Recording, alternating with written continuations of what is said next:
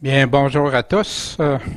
On est finalement rendu à la synthèse générale du livre de l'Apocalypse, la révélation de Jésus-Christ. Puis ça me fait plaisir de pouvoir présenter. C'est sûr que c'est ingrat parce que on ne sait pas toujours où on doit mettre un accent. Sur certains, il y en a tellement, c'est tellement un livre riche et rempli d'informations, mais que Dieu vienne en aide et qu'on puisse garder l'essentiel, bien sûr, puis ce n'est que pour donner goût peut-être à ceux qui écoutent pour la première fois d'aller regarder, fouiller dans ce livre qui nous dans lequel Jésus nous dit « Heureux celui qui lit et ceux qui écoutent les paroles de ce livre, cette prophétie, et qui gardent les choses, parce qu'il s'en vient. » Bien, bonjour à tous, et avant d'aller plus loin, on va débuter par demander à Dieu de nous guider au travers ce message d'aujourd'hui. Mon Père céleste, merci de ce privilège. Un jour, tu nous as attirés à ta parole. Tu t'es servi de personne pour nous intéresser, mais c'est ton Esprit Saint qui a fait l'œuvre en nous, Seigneur, et on le reconnaît bien. Et je te prie, Seigneur, que ceux qui cherchent ta face, ta vérité, puissent trouver dans tes paroles la vérité dont toute âme a besoin pour être affranchi. Merci, Seigneur, en ton saint nom, Jésus-Christ, Maître, Seigneur et Sauveur. Amen. Bien, débutons. Quelques informations juste avant de débuter, pour ceux peut-être la première fois. Bien sûr, le mot apocalypse est le mot grec apocalypsis, et qui veut dire révélation, révéler, apparaître, manifester, éclairer. Et c'est des synonymes. Et ça, c'est la révélation de Jésus-Christ. Par contre, comme pour l'apôtre Jean lui-même, parfois c'était doux, parfois c'était amer. Et il a vu des choses extraordinaires, particulières, et des choses qui l'ont ébranlé aussi. La même chose que les autres prophètes, Ésaïe qui a été bouleversé, Daniel qui en a été rendu malade, Jérémie qui a passé au travers de toute une gamme d'émotions et tout ça. Fait que les prophéties ne sont pas évidentes au tout début. Et c'est pour ça qu'il nous répète « Heureux celui qui lit, qui écoute, qui entend, puis qui garde les choses. » Parce que ça se fait pas. Ça se fait pas en lisant une fois et on a tout compris. Non. Mais Dieu nous a laissé plein de points de repère qu'on va voir dans quelques instants. Puis bien sûr, parfois, dans la phase initiale, pour certains, ça fait du déni. Non, ça se peut pas. Ils refusent. Même s'il y a des paroles très similaires à ceux que Jésus a donnés dans son évangile, ils font comme si ça serait deux évangiles différents, alors que c'est pas le cas. Un rejet, il y en a qui disent, ben non, c'est ben trop épeurant, c'est trop dur, etc., c'est impossible. Ou il y en a d'autres, et c'est mon cas, à la longue, wow! Au début, j'ai passé par une gamme d'émotions. Au début, c'est trop gros, t'es pas capable de lire tout ça tout en même temps, il faut que tu gères ça étape par étape. Puis, même pour certains, ça a un sentiment d'irréel, comme d'un rêve, puis quand tu comprends quel Dieu puissant qu'on retrouve partout à travers l'Écriture. Malheureusement, il y en a qui font taire ça, même il y en a qui veulent même pas parler de ce livre-là, alors que Jésus dit heureux, c'est triste. Il y en a qui vont abandonner la foi parce que non, c'est pas pour eux autres. Alors qu'il avait pourtant dit à Jésus, tu deviens mon maître, tu deviens mon Seigneur, c'est toi qui vas te diriger dans ma vie. Et là, tout à coup, non, ça fait plus. Il y en a malheureusement que ça les fait fuir, baisser les bras. Il y en a qui deviennent tièdes. Mais pour ceux qui veulent suivre le Seigneur, qui savent que quand il parle, c'est la vérité. Il nous aime, il nous avertit, il nous donne des choses pour qu'on soit informé. Puis avec ça, qu'on puisse veiller, prier, puis être en position de résister quand va venir des temps difficiles. Heureux, bien sûr, dans la suite des choses. Une clé importante pour nous aider à comprendre ce qui est écrit dans l'Apocalypse. Le Seigneur laisse des points de repère, puis il utilise des répétitions, des mêmes expressions ou des affirmations pour nous aider à comprendre des séquences ou des chronologies.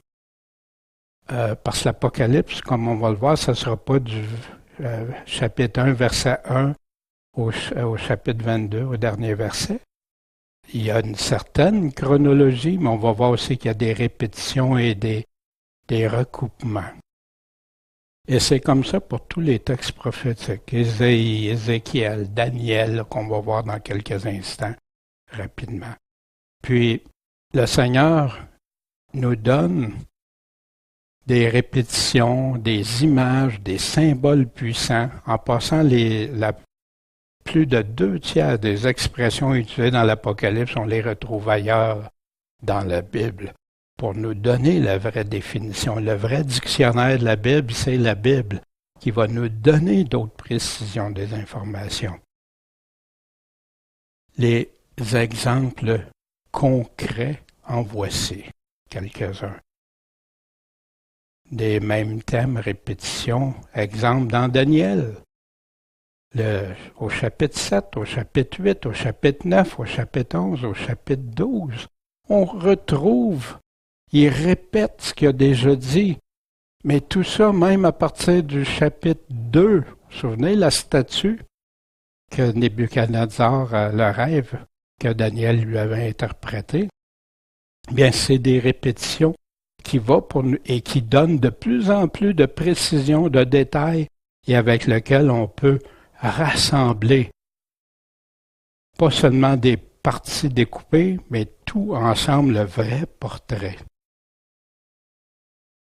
Et on l'a vu à plusieurs reprises pour l'assembler, mais il y a aussi, pour comprendre, une clé importante, aller voir partout qu'est-ce qui se dit dans la révélation dans Matthieu, Marc, Luc. Il y a des choses répétées comme on a déjà vu dans Thessaloniciens.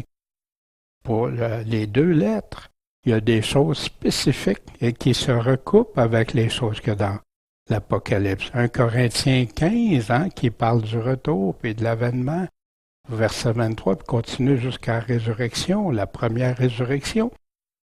Daniel, Ésaïe, Ézéchiel, Zacharie et plein de petits, ce qu'on appelle petits prophètes, petits parce que le livre est moins grand. Là, Ésaïe et Ézéchiel ont prophétisé bien sûr de grandes choses, mais chacun, Dieu avait le rôle pour chacun pour nous annoncer. Puis bien sûr, l'image qu'on connaît bien, quand on étudie la parole de Dieu, c'est la même chose pour l'Apocalypse. C'est quoi le texte, puis qu'est-ce qu'il y a autour du texte? Après ça, c'est quoi le contexte, de quoi il est en train de parler, pourquoi il dit ça, quand, c'est pour quel moment ou quand, etc. Nos questions clés. Puis quels sont les autres textes, les parallèles qui parlent des mêmes choses? Puis ce qu'on appelle le pantexte, c'est toute la Bible, tout le conseil de Dieu. Après, on peut dire avec le moins de sujet à l'erreur, voici ce que Dieu dit. Le bon portrait. C'est pour ça que c'est difficile pour certains parce qu'ils veulent avoir tout cuit dans le bec, mais Dieu, il dit, demandez, vous recevrez, cherchez, vous trouverez, frappez, on les ouvrira. Dieu veut qu'on fasse des choses. Puis si on l'aime, on n'a que le désir de le comprendre encore mieux.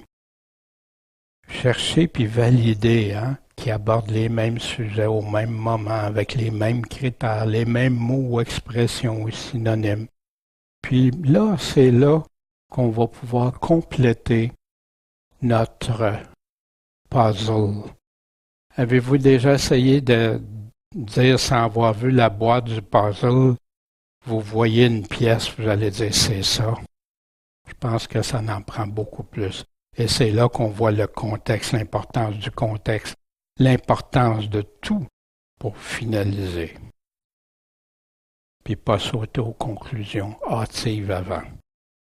Un thème principal à répéter, le retour de Jésus-Christ, son avènement qui nous avait parlé dans Matthieu 24, Marc 13, Luc 17, Luc 21.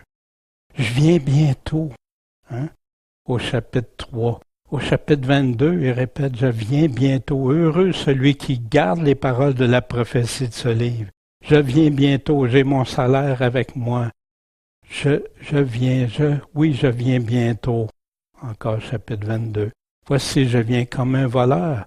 Au chapitre 16, puis il dit, heureux ceux qui gardent ses vêtements pour pas qu'ils marchent nus, puis pas qu'ils aient honte. Mais là, pourtant, ça c'était parmi la période des 7 coupes, juste avant la 7e coupe. Il y a des répétitions de thèmes. Exemple, Babylone, on en parle au chapitre 14, on en parle au chapitre 18. Est-ce que c'est 2 Babylone? Bien sûr que non. Est-ce la cuve de colère, on en parle au chapitre 14, verset 20, on en reparle au chapitre 19, 15 à l'avènement de Jésus. Est-ce que 2 colères différentes de Jésus? Il viendrait 2 fois pour la cuve de colère. Le retour de Jésus au chapitre 14, versets 14 et 16, puis on reparle au verset 16 à 15 qu'on vient de lire il y a quelques instants, et chapitre 19, 11 à 16, 2 avènements. Non, j'ai déjà toujours parlé d'un avènement. Mais tout ça, on est en train de regarder ça. Pourquoi? Parce qu'il y a de la répétition. On ne peut pas prendre du verset 1, chapitre 1, verset 1 jusqu'au chapitre 22 et prendre ça tout chronologique. Non, il y a de la chronologie. Et il y a des chronologies, mais il y a des répétitions pour comprendre, développer. Les 1260 jours, ça serait 2 périodes différentes? Non, la Bible parle toujours qu'il va y avoir 1260 jours, un temps, des temps et un demi-temps, aux 42 mois. Puis c'est seulement une période. Vous ne trouverez pas une période de tribulation de 7 ans comme on entend souvent. La Bible dit 42 mois aux 1260 jours. La grande tribulation, qu'on voit au chapitre 7, verset 14, qui sont sortis de la grande tribulation que Jésus nous a prédit. Puis ça serait arrivé, puis ça serait plus les chapitres 11, 12, 13, 14, et ça n'a pas à faire avec la grande tribulation. Au contraire, ça développe ce qu'il y a dans la grande tribulation. Il n'y a pas plusieurs grandes tribulations, il y en a seulement une. Et tout ça pour en arriver à réaliser que le langage prophétique va nous répéter. C'est là qu'on doit être attentif et prudent. En chapitre 1, Jésus se présente. Et quel est le but de la révélation? Il nous le dit pour parler aux églises, informer les églises, puis heureux celui qui lit, qui garde et tout ça. Au chapitre 2 et 3, Jésus parle à ces églises. On va voir ça dans quelques instants encore. Chapitre 4 et 5, Jésus a une vision Jean a une vision en esprit du ciel de celui qui est sur le trône. L'agneau qui est digne de prendre puis d'ouvrir ce livre scellé devant les êtres célestes qui sont là. Le seul qui est digne de l'ouvrir, qui reçoit sur le rouleau des mains du Père. Chapitre 6 et chapitre 8 jusqu'au verset 6, Jésus brise les sceaux qui vont permettre de débuter la fin et donner un aperçu des douleurs de l'enfantement. On se souvient dans les sceaux qui correspondent, comme on a vu dans Matthieu 24, on avait fait le parallèle, c'est les mêmes choses que Jésus nous donne avec les sceaux. Le 7e sceau permet d'ouvrir complètement le livre et y apprendre davantage de précision sur les événements à venir ou ceux qui vont se passer pendant cette période. Le chapitre 7, on parle des 144 000 issus des 12 tribus d'Israël. Puis Jean voit ceux qui sont sortis de la grande tribulation, qui sont au ciel en train de louer et d'adorer Dieu. Pourtant, la grande tribulation, on va voir les précisions bien plus loin, surtout au chapitre 13, 14, qui va nous dire qu'est-ce que l'Antéchrist va faire. Et les chapitres 8, versets 6 à 9, 21, les 6 premières trompettes, les événements surviennent un après l'autre. Puis les 3 dernières trompettes sont qualifiées de malheur. Au chapitre 10, le petit livre ouvert, qui est doux et amer pour l'apôtre. Et à la 7e trompette, le mystère annoncé par les prophètes du Seigneur sera accompli. Et c'est là aussi qu'on voit, on avait vu qu'il y avait 7 tonnerres qui avaient fait entendre, mais qu'on a dit à Jean, non, ça t'en parle pas. La seule chose. Et au travers ça, on dit à l'apôtre qu'il y a encore beaucoup à prophétiser sur les nations, beaucoup à dire qu'est-ce qui va s'en venir. Fait que c'est pas terminé, hein. La mesure du temple, les nations qui vont fouler, le parvis du temple va être laissé pour que les nations le foulent pendant 42 mois, ce qui est répété, ce qu'on a dans Luc 21, qui vont vouloir piétiner Israël, Jérusalem. Les 2 témoins, Olivier, prophète, chandelier, pendant 1260 jours, qui vont faire des fléaux, ils vont empêcher la pluie, puis ils vont être éventuellement tués par la bête, puis ils vont s'en réjouir, tout le monde va s'en réjouir. Enfin, la paix, la sécurité, ils pourront plus nous envoyer ces fléaux-là. Par contre, il y a un enlèvement à résurrection, le mystère est accompli. La 7e trompette, le règne de Jésus est arrivé, les jours de détresse, de colère pour les rebelles, les jours de délivrance et de bonheur pour ses fidèles. Et on va voir ça, une certaine relation, pas une relation entre les 7 sceaux, les 7 trompettes, puis les 7 coupes, puis chacune des 7e a une interaction ensemble. On avait vu au chapitre 12, les précipitations du malin puis ses anges sur la terre, en grande colère contre Israël et les chrétiens. Ceux qui suivent le Seigneur gardent ses commandements. Et chapitre 13, des précisions des puissances à l'œuvre, l'Antéchrist, la bête, les 2 bêtes, la grande tribulation, l'abomination qui va se commettre, la marque de la bête. Au chapitre 14, des avertissements, l'Évangile qui va être proclamé, le retour du Seigneur, la moisson. Et les chapitres 15 à 19, qu'on a vus plus récemment, nous donnent des détails, des compléments d'information, des précisions des chapitres 12 à 14. Fait qu'il y a comme une répétition, mais des précisions dans les derniers 3 ans et demi. 42 mois ou 1260 jours.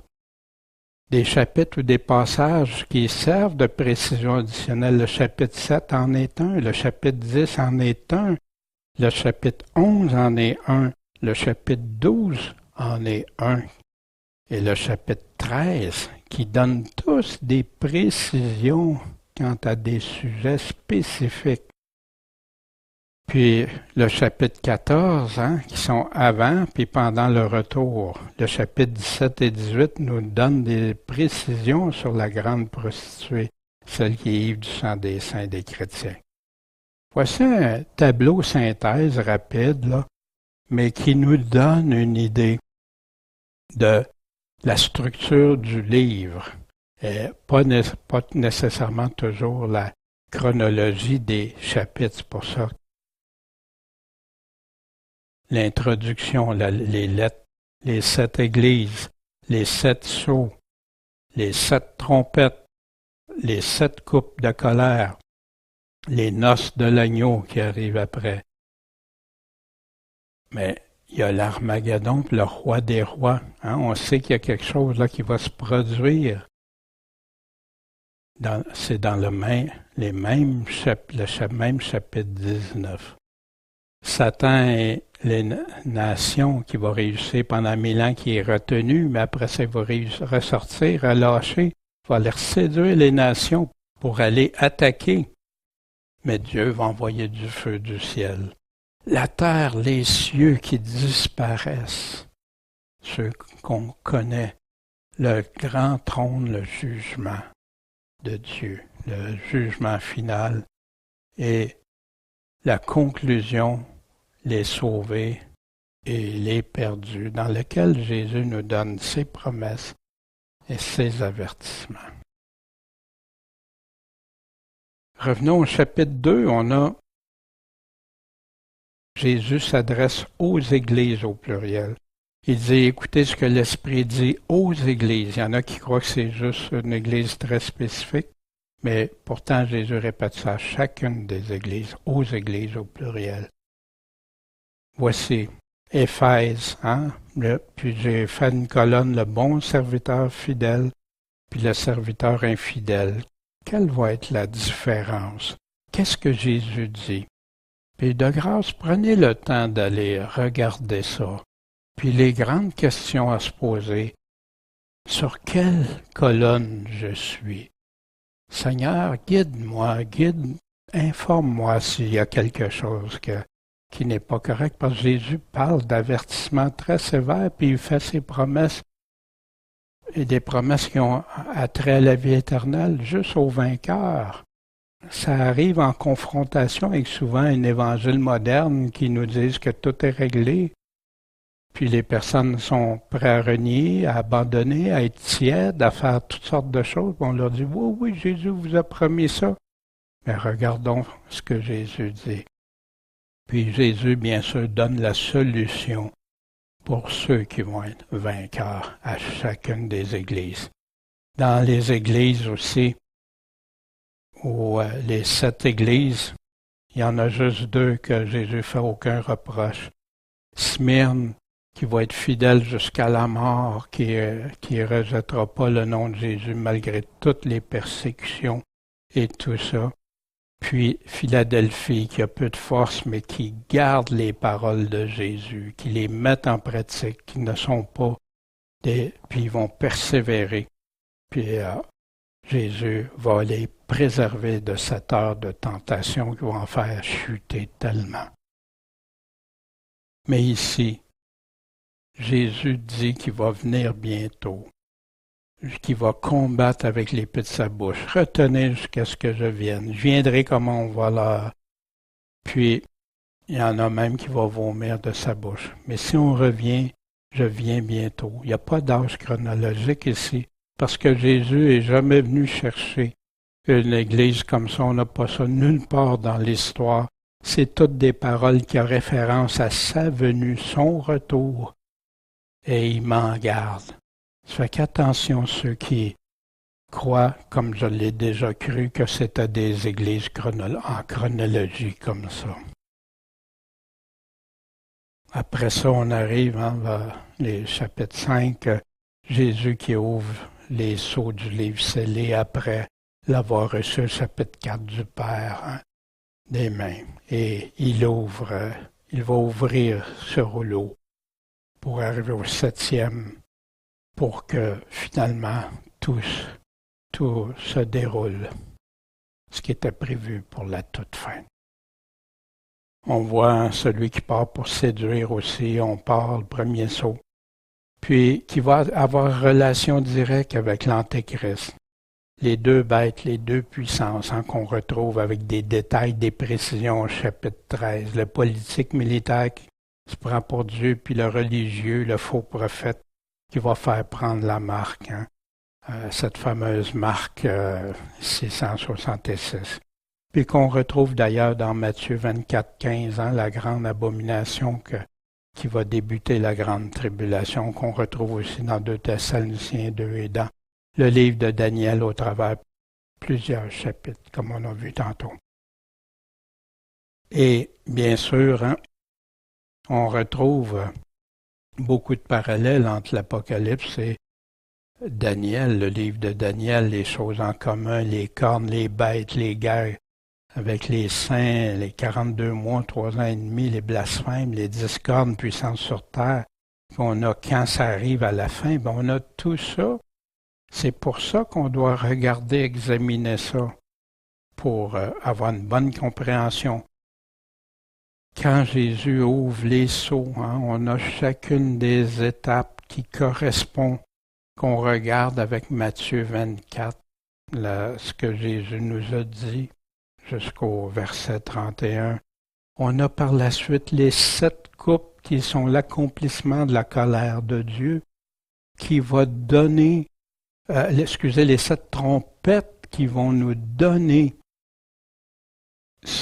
des avertissements clairs qui a débuté le temps limité de la fin, cette courte période dont malheureusement il y en a qui vont abandonner Dieu pour quelques mois de leur vie comparée à l'éternité. Mais c'est pour ça que Jésus nous avertit. Il ne veut pas que personne de nous fasse ça. Puis il veut que ceux qui sont éloignés de Dieu se rapprochent de lui. C'est pour ça qu'il attend que tous se repentent. Mais il va y avoir un temps où, quand le rouleau va être donné ouvert, après ça, ça va se dérouler très rapidement. Et bien sûr, à la 7e trompette, on sait que le mystère promis de Dieu à ses prophètes va être accompli.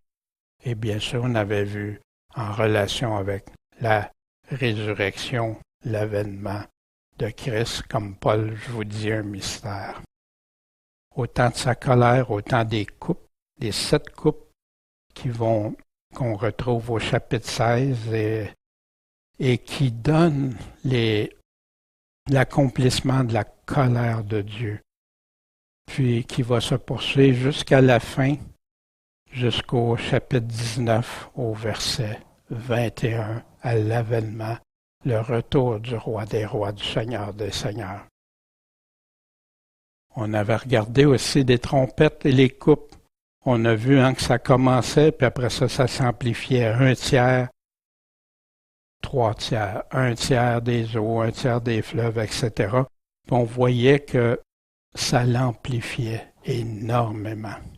On a vu aussi les chapitres 17-18 cette grande prostituée qui avait parlé au chapitre 13, mais qui revient par la suite, qui est assise, qui fait des prostitutions, des abominations. C'est contre Dieu, là. Prostituée envers Dieu, c'est spirituellement, on ne parle pas ici de la chair, des meurtres, des guerres qui vont attaquer, martyriser ceux qui veulent suivre Jésus-Christ seulement, lui rester fidèle. Puis ceux qui ne veulent pas se prosterner devant l'Antéchrist pour avoir l'image de l'Antéchrist pour avoir sa marque, pour acheter et vendre. On avait vu aussi une liste pour nous faire réfléchir, parce que le Seigneur nous laisse plein de points de repère, des critères pour identifier de qui il parle quand il parle de cette grande prostituée-là. Puis il faut que tous les critères s'appliquent avant de pouvoir affirmer que c'est telle entité. On voit aussi à la fin des coupes qu'il va y avoir, qui commence aux trompettes, l'assèchement du fleuve d'Euphrate pour permettre une armée de 200 millions qui vient de l'Orient, qui vient de l'Est, pour s'en aller vers l'endroit qui est appelé Armageddon, pour aller encercler, entourer Israël, éventuellement les puissances militaires, puis qui vont traverser pour aller à ce qu'on appelle l'Armageddon. On avait vu Jésus descendre du ciel, il nous le dit, au signal donné, au son d'une trompette. Les chrétiens ressuscités sont enlevés, transformés, le rejoignent pendant qu'il descend. Jésus continue de descendre, réalise la juste colère de Dieu, comme au temps de Noé, comme dans le temps de Sodome et Gomorrhe, protège juste avant sa colère forte. Jésus règne avec ses rachetés pendant 1000 ans. Le royaume de Dieu est établi sur terre pendant 1000 ans. Les chrétiens modernes, souvent, ne réalisent plus que quand il dit qu'il prie, la prière que Jésus avait montrée en exemple, ce qu'on appelle le Notre Père, on avait donné un titre, Notre Père qui est aux cieux, que ton règne vienne sur la terre comme aux cieux. Puis Jésus dit que les siens vont régner avec lui sur la terre, en attendant les nouveaux cieux et nouvelles terres, nouvelle Jérusalem.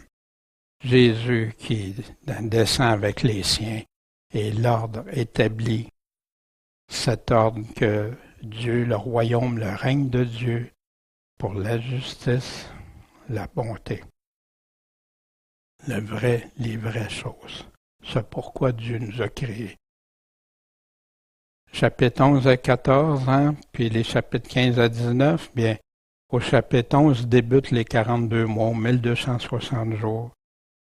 Ça part de là, puis ça s'en va jusqu'au retour de Jésus. Chapitre 15 à 19, c'est les dernières plaies et événements jusqu'au retour de Jésus qui sont donnés avec des précisions, des détails supplémentaires qui nous donnent des informations sur lesquelles l'on peut mieux comprendre ce qu'il nous disait avant.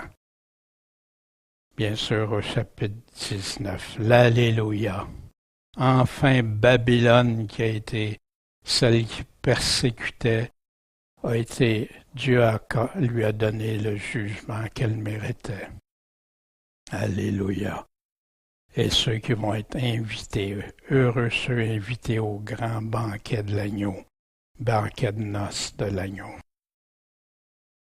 Jésus, dans les derniers chapitres, donne des avertissements très sévères que Dieu va retrancher la part du livre de vie de ceux qui auront osé enlever de ses paroles. Effacer, taire, découper, je ne sais pas, puis ils vont être privés de la sainteté puis des promesses qui sont écrites dans ce livre. Ils ne pourront pas être heureux, ils vont devenir des malheureux, malheureusement. Et bien sûr, on a aussi ceux qui ajoutent des paroles. Pour eux, Dieu va ajouter les plaies. Imaginez. Puis vous vous souvenez aussi quand il disait « Sortez du milieu de mon peuple pour ne pas avoir part aux plaies ». Mais il y en a que la parole de Dieu, on peut s'amuser avec, on peut la découper, on peut changer les mots, on peut faire ci, on peut faire ça. Quelle tristesse! Dieu Tout-Puissant laisse un livre pour que l'homme puisse comprendre Dieu, l'aimer, le suivre de tout son cœur, puis l'ennemi vient puis sème la confusion au travers de ces hommes-là, qui fait douter les personnes. Autrefois, c'est triste. Il y en a qui ont permis ça, même parmi des chrétiens qui ont adhéré à ce genre de philosophie-là. Qu'aujourd'hui, les paroles de Dieu, si tu peux changer ce qu'ils veulent dire, c'est pas si grave que ça. Mais le lac de feu, qui va être réservé pour eux. Des tourments qui vont la fumée de leurs tourments qui monte au siècle des siècles. Mais bien sûr, pour ceux qui auront suivi le Seigneur, aimé le Seigneur, persévéré jusqu'à la fin, il promet la nouvelle Jérusalem, avec des nouveaux cieux, nouvelle terre, une place où il n'y aura plus de pleurs, plus de souffrance, plus de deuil, avec Dieu pour toujours. Je m'en vais vous préparer une place. Puis, est-ce qu'on peut se fier vraiment? Vous savez, une des choses que, au travers le temps, on avait regardé, on avait pris ce qu'un professeur, le professeur Stoner, un mathématicien qui avait fait une étude avec ses étudiants pour examiner des statistiques, la probabilité. Il a pris 8 des prophéties réalisées par Jésus à sa première venue Puis, avec ses étudiants qui étaient en train de faire leur maîtrise, il a regardé pour évaluer quelles sont les probabilités que ça arrive à un homme. Et bien sûr, ils ont suivi des règles rigoureuses. On a ça dans la revue de Science Speaks, la science parle en anglais, du professeur Stoner. Puis, pour que ça puisse être là, qu'un homme réalise seulement 8 des 300 quelques prophéties que Jésus a réalisées quand il est venu, ça donnait une chance sur 10 à la 17. C'est-à-dire 1 avec rajouté 17 zéros en dessous. Qu'est-ce qu'on peut dire des centaines, 300 quelques qui ont été réalisés? Si ça devient comme impossible à réaliser qu'un seul homme, avant sa naissance, choisisse l'endroit où il va naître, qui va choisir sa façon de mourir, qui va être vendu pour 30 pièces d'argent, etc. Et ils en ont choisi près seulement 8. Et ils l'ont fait valider, ils ont envoyé ça aux autres universités pour faire valider leur méthode. Et les autres universités l'ont confirmé. Question, les gens ont des doutes, vraiment, ou s'ils veulent douter? Qui ose affirmer qu'il n'y a aucune preuve? L'histoire d'Israël, que Jésus leur avait prédit ce qui leur arriverait, puis qui redeviendrait une nation en un seul jour, qui est arrivé en 1948, et qui ont été rejetés par tout le monde. Tout c'est décrit ce qui arriverait avec Israël. L'archéologie, qui ont fait tant de découvertes grâce à la Bible que des gens disaient que ces endroits-là n'existent même pas, puis ils ont découvert pourtant. Les lois naturelles, la science, même Einstein, qui a dit que c'est impossible que ce monde-là et que ces lois naturelles existent sans qu'il y ait un horloger, un Dieu en arrière de ça. Mais ce qu'il y a de plus convaincant, des millions de vies transformées, des personnes qui étaient parfois méchantes, dures envers les autres, sans amour, sans compassion, qui sont devenues transformées, d'aimer leur prochain, même aimer leur ennemi, de leur faire du bien, de faire comme Jésus avait dit, aime ton prochain comme toi-même.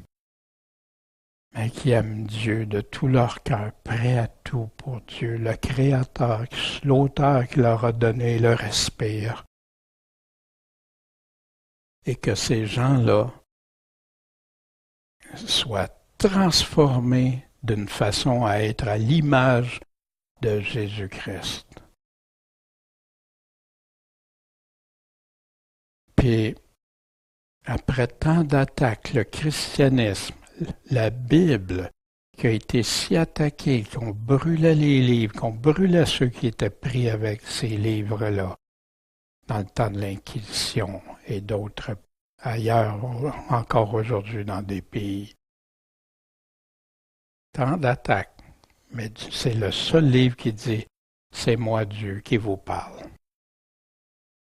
Aucune religion peut arriver à ça, à moins de prophètes qui disent « Ben moi je parle au nom d'un tel puis d'un tel ».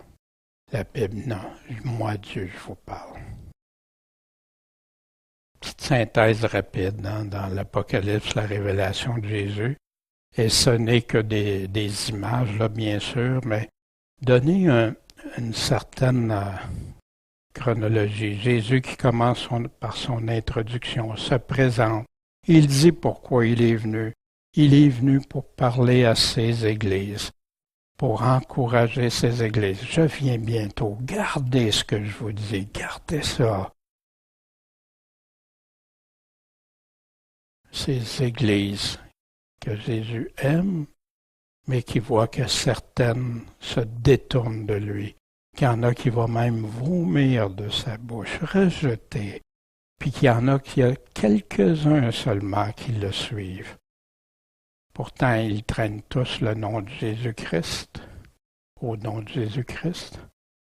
Jésus est le livre, ce livre qui va déterminer le temps, le début. Ce livre dans lequel Jésus va ouvrir les 7 sceaux.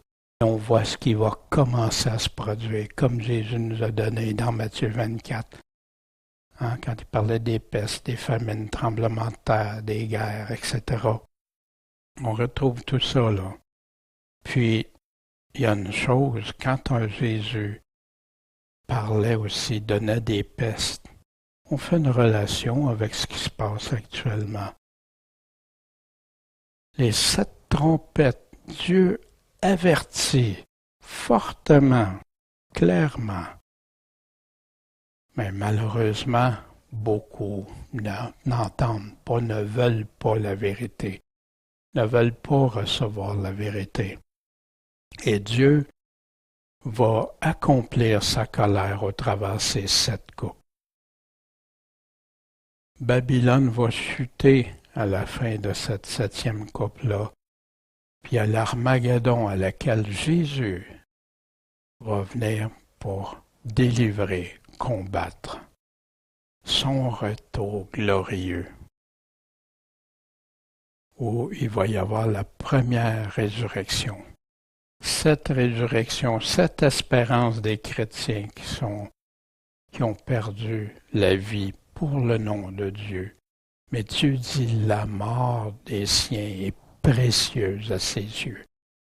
Puis Jésus disait, même si tu perds ta vie ici, tu vas la gagner en haut. Tu vas avoir une vraie vie, la vie éternelle qui ne termine jamais. Et la première résurrection est spécifiée au chapitre 20.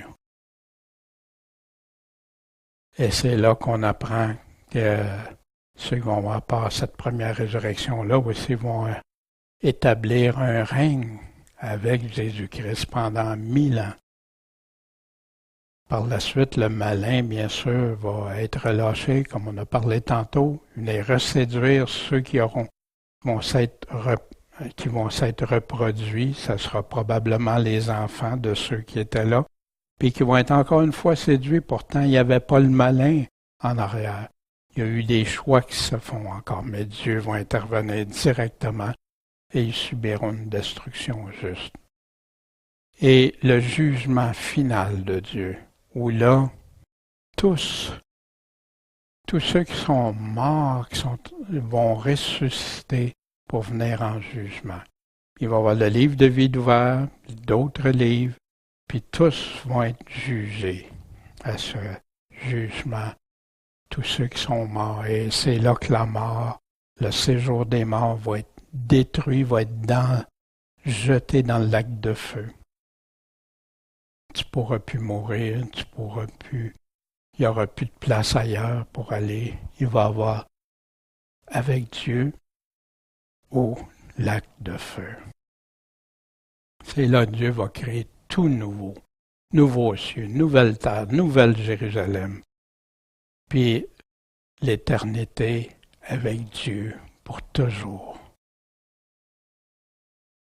Je crois que Dieu nous a bénis en nous laissant ce livre-là, nous avertissant, nous donnant des encouragements, des exhortations à persévérer, parce que qu'est-ce qui s'en vient à la fin va être grandiose pour l'éternité. Et c'est là qu'on a un choix à faire aussi.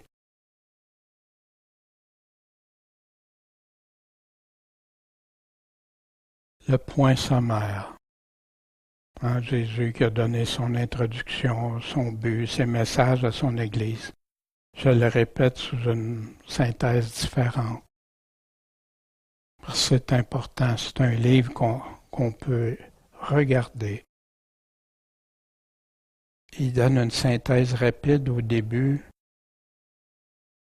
des chapitres 4 à 11. En chronologie, il nous donne un portrait de ce qui va survenir dans les derniers jours.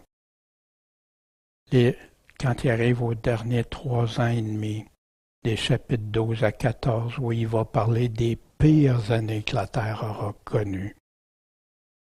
Puis, qui vont être les acteurs dans ça, les auteurs de ce temps-là, avec le malin, la bête et l'antéchrist. L'antéchrist, c'est le faux prophète.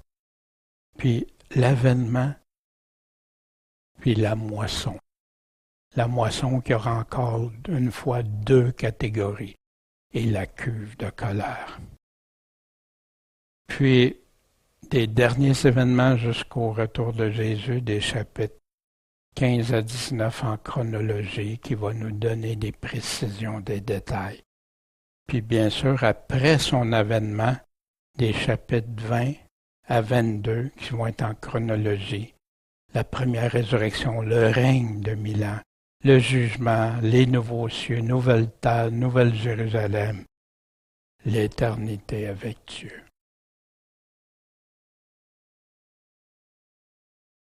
Je crois que tout est là, tout ce qu'on a besoin de connaître, de savoir. Mais Dieu nous donne des informations supplémentaires, commentaires, exemple au chapitre 7 pour ceux de la grande tribulation, les 144 000, chapitre 12, 13, le malin, l'antéchrist et tout ça. Chapitre 17, 18, la grande Babylone, la prostituée. Souvenez quand on a débuté le livre de la Révélation de l'Apocalypse de Jésus-Christ, on a eu un vent de panique beaucoup chez les gens. Pourquoi? À cause d'un si petit virus qui réussit à mettre le monde à faire tant de chambardements dans le monde actuel à l'échelle mondiale. Mais tout ça n'est qu'un des petites choses. Il y aura des pestes, des épidémies, plein de choses. Imaginez. Pour le croyant, le chrétien, son cœur est affermi en Dieu. Jésus dit, ne craignez pas, petit troupeau, je suis avec vous jusqu'à la fin du monde. En conclusion, Jésus nous a laissé toutes les informations nécessaires. On n'a pas eu le temps de tout voir en détail aujourd'hui. Ça serait plusieurs heures, mais on a déjà tout ça. Je pense qu'avec ce survol-là, vous êtes capable d'aller rechercher dans les enseignements précédents ou si vous aimez mieux. Prenez votre Bible, lisez votre Bible, demandez à Dieu de vous éclairer, cherchez les passages parallèles, cherchez où il parle la même chose. Laissez Dieu vous parler, ajoutez pas, puis enlevez rien. Puis Dieu va vous bénir, j'en suis convaincu, mais avec un amour de la vérité. Et non pas ce qui fait notre affaire, ce qui nous plaît. Jésus nous a laissé toute information nécessaire pour l'attendre dans la persévérance. Maintenant, qu'est-ce qu'il faut en faire? Y croire puis vivre selon ses paroles. Qu'est-ce qu'il nous a dit? Puis de tout là dépend, seras-tu heureux ou malheureux à son retour? Puis vous savez qu'on soit mort ou vivant à son retour, comme Paul dit, on va dormir, on va attendre son retour. Puis les morts vont ressusciter en premier, puis après ça, ceux qui sont vivants pour aller rejoindre le Seigneur. Mais pour tous ceux qui sont morts, je connais bien des amis, surtout encore récemment, qui sont partis. Mais c'est terminé. Pour eux, s'ils attendent Jésus, quand Jésus va revenir, mais on ne sait pas quand on quitte. On ne sait pas si on va être encore là ou pas. Mais chaque jour, nous devons le vivre comme Jésus revient. Et ça, on ne sera pas déçu. L'aimes-tu de tout ton cœur, tes pensées, ton âme et tes forces? Ou t'inquiètes-tu davantage à te rassurer pour cette vie temporaire d'ici? C'est ta vie ici présente qui va durer combien de temps? Celle-là est plus importante que ta vie éternelle? Et savez-vous, c'est pour ça qu'il y en a tant qui diluent le message, puis qui ne veulent pas accepter certaines paroles de Jésus. Ils croient mais ils ne croient pas à tout. Ils veulent choisir ce qu'ils croient, puis faire des fables, des choses agréables seulement, puis fermer l'oreille à la vérité. Mais Jésus dit, voilà, je vous ai tout prédit, comme il nous le dit si bien dans Marc 13 pour la fin des temps. As-tu confiance en lui, la foi en lui? Parce que sais-tu qu'il ne permettra pas que quoi que ce soit dépasse ta capacité pour faire face à n'importe quoi qui arrive. Savez-vous qu'on a des millions de frères, sœurs, puis même enfants croyants qui l'ont prouvé parce qu'ils aimaient Dieu de tout leur cœur? Dieu leur a donné la capacité de passer au travers des choses qu'ils ne pensaient même pas qu'ils seraient capables. C'est Dieu qui donne la force, la capacité de tout. Il faut s'appuyer sur lui. C'est Jésus notre pleine assurance.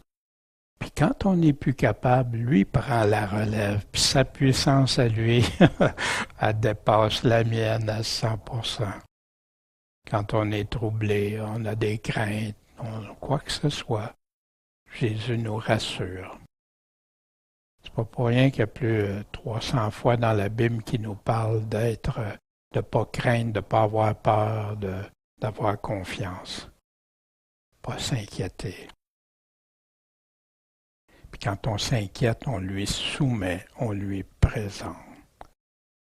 Veilles-tu? Pries-tu? C'est intéressant, 2 petits mots, mais qui sont très importants. Et Dieu voulant, la semaine prochaine, c'est là qu'on pourra regarder comment Jésus nous dit de l'attendre. Pas de la théologie, pas des explications humaines, tout ça, non. Qu'est-ce que Dieu nous dit, comment l'attendre, comment être prêt? Puis, parce que des temps difficiles s'en viennent. Je sais que c'est contre-courant de ce que la plupart disent, que non, il n'y arrivera rien, tu vas être parti avant tout ça, parti avant la marque, et tout ça. Mais nulle part la Bible dit ça. Elle dit le contraire. Jésus parle à ses églises. Il débute au premier chapitre puis au dernier chapitre pour ces églises. Fait que je sais que c'est un enseignement populaire du chapitre 4 à 19. Tout à coup, l'Église disparaît, là. Mais non, c'est pas ça. Les saints, dans le Nouveau Testament, ça parle vraiment des chrétiens, puis des frères, puis tout. Moi aussi, je veux vous laisser sur cette phrase, puis que Jésus a répété. Il l'a dit au premier chapitre, puis au dernier chapitre. Heureux ceux qui gardent les choses qui y sont écrites, car le temps est proche. Puis pour ça, la précision. Le lire, écouter, chercher à comprendre qu'est-ce qu'il nous dit, hein? Parce que je peux lire, je peux écouter, mais ça ne me dit rien. Chercher à comprendre, puis garder ces choses, parce que le temps est proche. Je prie pour chacun de vous qui écoutez, que ce soit ça qu'on croit, que ce soit lui qu'on croit et non pas les hommes ou des enseignements même qui en viennent à contredire Jésus. Ce qu'on appelle des doctrines étrangères, parce que c'est des enseignements qui sont étrangers à la bouche de Dieu, étrangers à ce qui est écrit dans le Nouveau Testament. Donnez confiance au Seigneur Tout-Puissant. Aimez-le. Jésus nous le dit, celui qui m'aime, il fait quoi? Il garde mes commandements. Et c'est pour ça que la mission de l'Église, c'est aller enseigner-leur tout ce que je vous ai commandé, tout ce que je vous ai appris. Puis celui qui m'aime garde mes commandements. Celui qui ne m'aime pas les garde pas. Puis les nouveaux commandements de Jésus sont tout au travers le Nouveau Testament. Puis il est là pour nous aider de porter du fruit, demeurer en lui, pour ne pas être retranché comme il nous le dit. Frères, sœurs, que le Seigneur vous bénisse, que le Seigneur vous garde avec lui. Puis s'il y en a qui se sont égarés et qui écoutent, ben bravo, vous avez le courage d'écouter et retournez à Dieu. Le Seigneur parle comme à cette Église de se repentir. Il ne parle pas. La repentance du départ est essentielle, bien sûr, mais de se repentir, c'est tout au long. Puis il dit à 5 de cette Église de se repentir. Écoutons Jésus, écoutons ce que lui nous dit. Puis je souhaite du plus profond du cœur qu'on soit tous avec lui, puis qu'il puisse nous dire « Bon et fidèle serviteur, entre dans la joie de ton maître. » Mon cœur est blessé parfois de voir combien est-ce qu'il y en a qui utilisent le nom de Jésus, mais sans écouter ce qu'il nous dit. Quelle tristesse! Le Seigneur dit beaucoup, vont dire Seigneur, Seigneur, mais il va leur dire qu'il les reconnaît même pas comme les siens. Ah bon Père Céleste, garde-nous dans ta main, conduis-nous, on veut écouter ta voix et te suivre. Puis là, on sait que tu vas nous garder, Seigneur. Bénis-nous, accompagne-nous, fortifie-nous, puis qu'on soit en train de veiller et prier dans ces temps difficiles, Seigneur. Et que, malgré tout, tu nous donnes une paix qui surpasse toute intelligence, qui garde nos pensées vers toi, en toi, et non pas concentrées sur des petits problèmes passagers. Comme Paul disait lui-même, pourtant après avoir vécu tellement de choses. Merci Seigneur, et béni sois-tu. Et Maranatha, Seigneur, on a hâte de te voir. Amen.